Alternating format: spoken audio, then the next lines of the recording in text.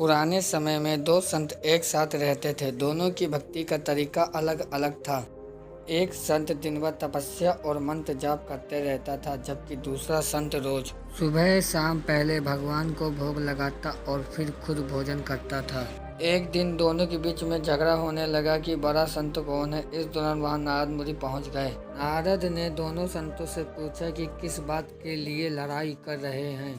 संतों ने बताया कि हम ये तय नहीं कर पा रहे हैं कि दोनों में बड़ा संत कौन है। नारद ने कहा कि ये छोटी सी बात है, इसका फैसला मैं कल कर दूंगा।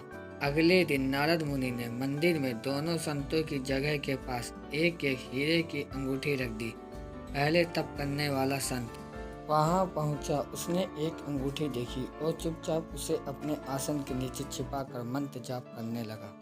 कुछ देर में दूसरा संत भगवान को भोग लगाने पहुंचा। उसने भी अंगूठी देखी, लेकिन उसने अंगूठी की ओर ध्यान नहीं दिया। भगवान को भोग लगाया और खाना खाने लगा।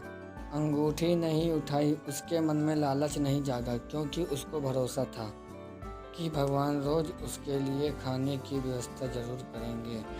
कुछ देर बाद वहां नारद जी आ गए। दोनों संतों ने पूछा कि अब आप बताएं कि हम दोनों में बड़ा संत कौन है। नारद जी ने तपस्या करने वाले संत को खड़े होने के लिए कहा। जैसे ही वह संत खड़ा हुआ तो उसके आसन के नीचे छिपी हुई अंगूठी दिख गई।